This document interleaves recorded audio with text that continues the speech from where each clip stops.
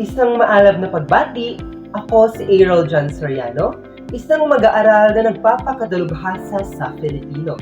At ngayon, ako ay nagbabalik upang maghatid ng isa na namang bagong kaalaman na may kinalaman sa wika. Bago matapos ang semestreng ito, ating balikan ang iba't ibang mga talakayan sa asignaturang Introduksyon sa Pag-aaral ng Wika. Sa asignaturang ito, pinag-aaralan ang mga katangian ng mga tunog ng wika at kung paano binibigkas ang mga ito. Ang praktikal na bentahin nito ay hindi lamang sa pag-aaral at pagtuturo ng mga wikang banyaga, kundi maging sa speech therapy. At ngayon, sa mga makabagong sistemang pangkomunikasyon na pinaaandar ng boses ng tao.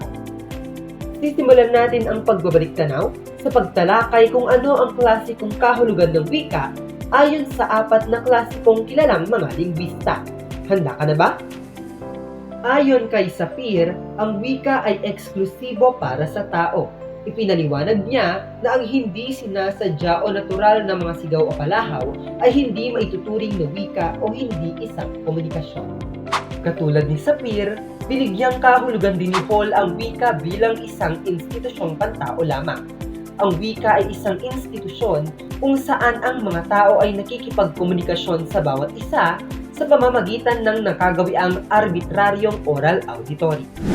Sa kabilang banda, makikita ang kaibahan sa kahulugan ng wika na ibinigay ng naunang dalawang mga dalubhasa sa pagpapakahulugan ni Block at Trager, sapagkat binibigyang diin dito ang panlipunang gamit ng wika. Binigyang kahulugan naman ni Chomsky ang wika bilang isang may hangganan o walang hangganang set ng mga pangungusap. Hindi katulad ng ibang mga kahulugan, ang kahulugang ito ni Chomsky tungkol sa wika ay nagsasabing lahat ng mga katutubong wika, pasalita man o pasulat, ay masasabing wika sa kanyang kahulugan dahil sa dalawang rason.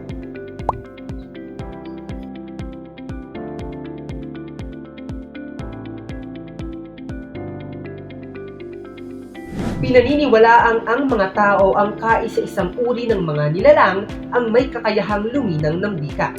Una, dahil sa kanilang taglay na talino. At ikalawa, dahil sa kanilang angkop na kayarian ng babagtingang pantinig. Gayunpaman, hindi natin maitatangging may kakayahan ding makipagkomunikasyon ang mga hayop sa kanilang natatanging pamamaraan. Ang wika ay may 7 iba't ibang mga katangian. Una, ang pagiging produktibo nito. Ikalawa, ang wika ay hindi magkakaugnay. Ikatlo, ang pagkakaroon ng dualidad o duality sa wika. Ika-4, ang pagkakaroon ng paglilipat o displacement. Ika-5, ang pagiging arbitraryo ng wika. Ika-6, ang pagkakaiba-iba nito.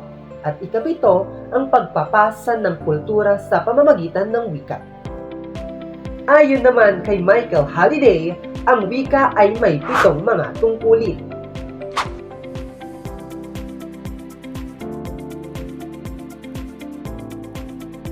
Matapos nating talakayin ang klasikong kahulugan, katangian at gamit ng wika, atin namang alamin kung saan ito nagmula. May ideya ka ba kung ano ang pinagmulan ng wika? Ayon kay Yule, walang nakababatid kung saan nag-umpisa ang wika. Pinaniniwalaan niya na ang ilang uri ng pasalitang wika ay umunlad sa pagitan ng 100,000 at 50,000 taon na ang nakalilipas, bago ang pasulat na wika na 5,000 taon pa ang nakalilipas. Bagamat walang makapagsasabi, nagkaroon naman ng banal na mga pagpapaliwanag tungkol sa pinagmulan ng wika. Una ay ang tradisyon ng mga Hindu. Pinaniniwalaan ng mga Hindu na ang wika ay nagmula kay Sarasvati, asawa ni Brahma na tagalikha ng Sansinuko.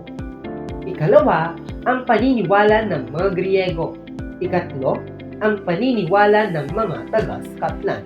At panghuli, ang teorya ng Tore ng Babel. May ilang mga taong naniniwala sa inihayag ng Biblia tungkol sa wika. Kasama rito ang tungkol sa Tore ng Babel o pagkalito mula sa Genesis chapter 11 verse 1 to 9. Binabanggit dito ang nilikhang tore ng mga tao sa Babylonia. Ang templong nagsilbing tore ay isang sagisag ng kapalaluan at walang hangganang pagnanasa ng tao. Kinagalit ng Diyos ang ginagawang ito ng mga tao, kaya't ginulo niya ang kanilang wika.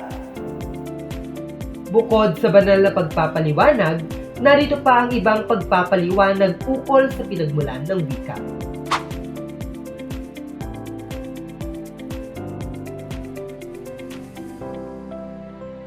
Sa parteng ito ng ating video ay atin namang tatalakayin ang palatunugan at tinging papiyaw na pagtalakay sa palabigkasan. Ang aralin sa palabigkasan, palatuldikan at makabuluhang tunog ng isang wika ay tinging sinakop ng ponolohiya ng wikang Filipino. Isa-isahin natin ang ibinigay na definisyon ng UP Diksionaryong Filipino hinggil sa ponetika o palabigkasan. Ito ay agham ng tunog ng mga salita at ang pagpapalabas o pagbigkas sa mga ito. Mapapansing sa pag-aaral ng palatunugan ay dadaan tayo sa tinging pahapyaw na pagtalakay sa palabigkasan. Ang glottal na pasara o glottal stop ang magsisilbing tagapagliwanag ng palatuldikan. Ang ponemika o palatunugan naman ay pag-aaral at pag-uuri sa iba't ibang makahulugang tunog na ginagamit sa pagsasalita. At ang makabuluhang tunog na ito ay tinatawag na ponema. Kung sa pag-aaral ng ponolohiya ay natutuhan natin ang katawagang ponema, sa morpolohiya naman ay matututuhan natin ang isa pang katawagan, ang morpema. Ang morpema sa payak na kahulugan ay ang pinakamaliit na unit ng isang salita na nagtataglay ng kahulugan. Ang ibig sabihin ng pinakamaliit na unit ay unit na hindi na maaari pang mahati ng hindi masisira ang kahulugan nito. Ang morpema ay maaaring isang salitang ugat o isang panlapi.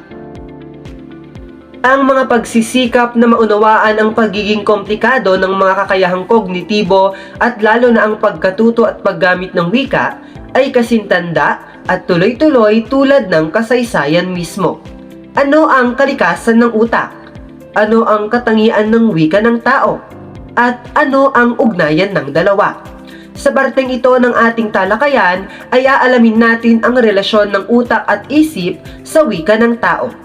Ang neurolinguistics ay ang pag-aaral sa mga mekanismo ng utak at mga anatomikal na estrukturang pundasyon nito sa kakayahang lingwistika at performance. Alam niyo ba na ang ating utak ang pinakakomplikadong organ ng ating katawan?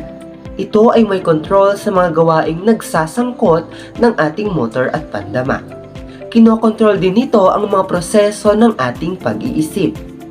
Pagkatapos nating malaman ang mahalagang mga salik sa pinagmulan at relasyon ng utak at isip sa ating wika, atin namang aalamin kung paano ito natututuhan. Ang mga batang matagumpay na nakasusunod sa mga gawaing kaugnay ng pag-iisip ay karaniwan na iyong may kahusayan sa pakikinig, pagsasalita, pagbasa at pagsulat. Paano nga ba natututuhan ang wika? Hindi mapasusubalian ang naging papel ng pag-aaral sa psikolohiya hinggil sa proseso ng pagkatuto. Malaki ang naging impluwensya ng teoryang behaviorism, teoryang innatism, teoryang cognitive at teoryang makatao. Ang mga teoryang ito ay may iba't ibang mga kahulugan. Ayon sa teoryang behaviorist, ang mga bata ay pinanganak na may kakayahan sa pagkatuto at ang kanilang kilos at gawi ay maaaring hubugin sa pamamagitan ng pagkokontrol ng kanilang kapaligiran. Sa teoryang behaviorist, nakapaloob ang kasanayang audiolingual method. Binibigyang diin ang mga kasanayang pakikinig at pagsasalita, binibigyang diin ang pag-uulit at mga drill, paggamit lamang ng target na wika, kagyat na gantimpala o pagpapatibay sa bawat tamang sagot, kagyat na pagwawasto ng kamalian at ang pagtuturo at pagkatuto ay nakatuon sa guro. Ikalawa ay ang teoryang innative. Ang teoryang innative sa pagkatuto ay batay sa paniniwalang ang lahat ng bata ay ipinanganak na may likas na salik sa pagkatuto ng wika. Sa teoryang innative, nakapaloob ang language acquisition device. Ito ang tumatanggap ng mga impormasyon mula sa kapaligiran sa anyo ng wika. Ang wikang ito ay sinusuri at pagkatapos marinig ay bubuuin na sa isipan ng mga tuntunin. Ang mga tuntunin ay inilalapat habang nakikipag-usap ang mga bata. Sa kabilang banda, ang teoryang cognitive ay ang pagkatuto ng wika ay isang prosesong dinamiko kung saan ang nag-aaral ng wika ay palaging nangangailangang mag-isip at gawing may saysay ang bagong tanggap na impormasyon. Alamin ang pumapailalim na tuntunin at mailapat ang mga ito upang makabuo ng orihinal na pangusap. Ang teoryang cognitivist at teoryang innative ay magkatulad sa maraming aspekto. Ayon kina Page at Pinel, parehong pinangahawakan ng mga teoryang ito na ang mga tao ay pinanganak na may likas na kakayahan upang matutuhan ng isang wika. At panghuli ay ang teoryang makatao. Ang teoryang makatao sa pagkatuto ay nagbibigay diin sa kahalagahan ng mga salik na pandamdamin at emosyonal. Nakapaloob ang tatlong salik sa teoryang ito.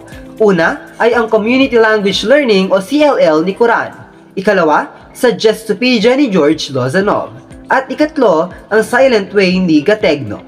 May iminungkahing teorya si Krashen hinggil sa pagtatamo ng pangalawang wika na naging batayan ng isang balangkas para sa pag-unawa ng mga proseso kung paano natututuhan ang pangalawang wika.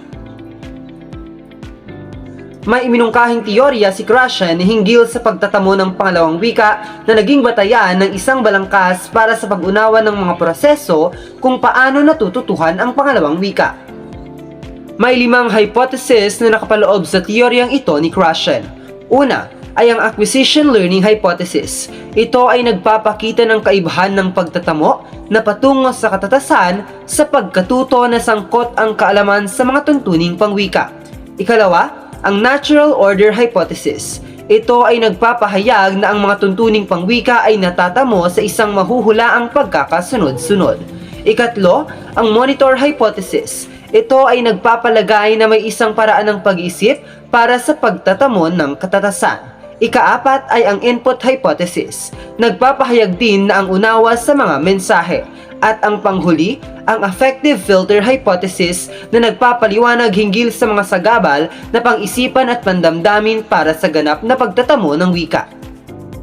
Naniniwala ako na ang mga tao ay ipinanganak na may likas na kakayahan sa pagkatuto ng wika. Bata pa lamang, nagtataglay na tayo ng phonemic system kahit na hindi pa ito maayos. Ngunit habang tayo ay lumalaki at sa pamamagitan ng paunti-unting proseso, ang pagkatuto natin sa ponolohiya, bokabularyo at balarila ay ating matututuhan sa tamang panahon.